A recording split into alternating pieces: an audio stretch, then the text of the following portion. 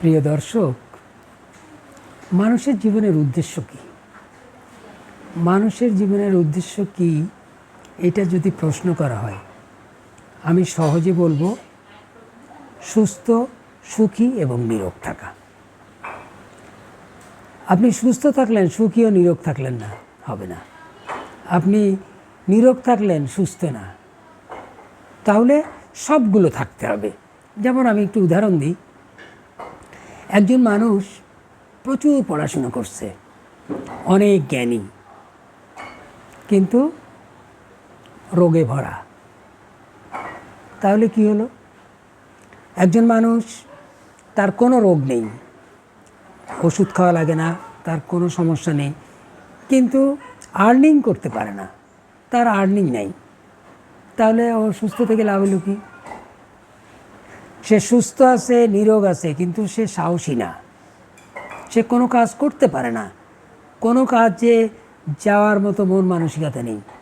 তাহলে এই জন্য আমার দর্শন হলো, যেটা আমি বলি, যে সুস্থ, নিরোগ এবং সুখী থাকতে হবে। নিরোগ, সুখী, সুস্থ, এই তিনটার কম্বিনেশন যদি থাকে, সাথে যদি তার উচ্চাকাঙ্ক্ষা থাকে, পড়ালেখা থাকে, মানুষের উপকার করার ক্ষমতা থাকে, সে সব জায়গায় ফিট। সে ডাক্তার হতে পারে, সে ইঞ্জিনিয়ার হতে পারে, সে লেখক হতে পারে, কবি হতে পারে, সে শিক্ষক, সোজা কথা সব জায়গায় সে ফিট।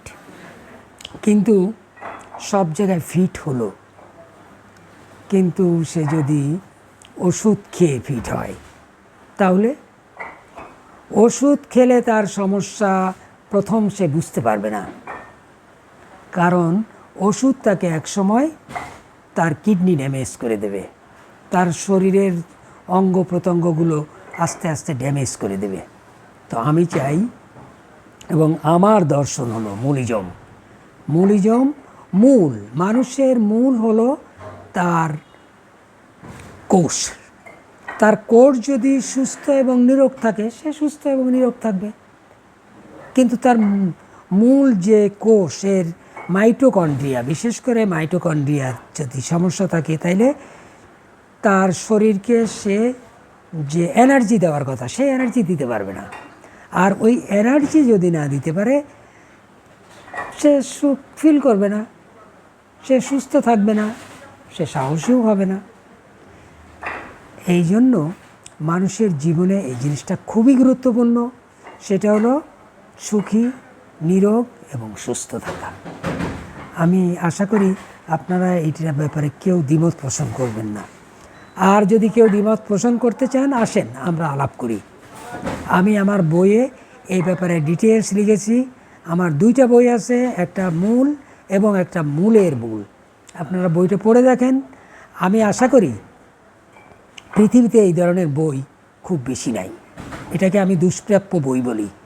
আমি আমার বইয়ে এই কথাটাও বলেছি যে ওল্ড টেস্টামেন্ট ছিল আজ থেকে হাজার হাজার বছর আগে, এরপরে আসলো নিউ টেস্টামেন্ট, যেটা মডার্ন কনসেপ্ট।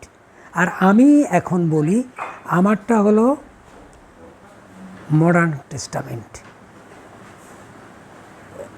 তো modern testament, new testament, old testament, এই যে টেস্টামেন্টগুলো আছে, এর ভিতরে আমারটা হলো মডার্ন টেস্টামেন্ট, যেখানে আছে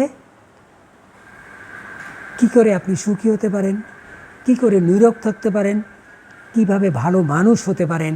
শুধু নিজে না, আপনার সাথে সাথে আপনার নিকটতম, আপনার ওয়াইফ হতে পারে, ছেলে মেয়ে হতে পারে, ভাই বন্ধু হতে পারে, বাবা মা হতে পারে। অর্থাৎ আপনি সুস্থ হন, আপনার পরিবার সুস্থ হোক, আপনার গ্রাম সুস্থ হোক, আপনার শহর সুস্থ হোক, আপনার দেশ সুস্থ হোক, এইভাবেই সারা পৃথিবী সুস্থ হোক, আমি এইটাই প্রত্যাশা করি।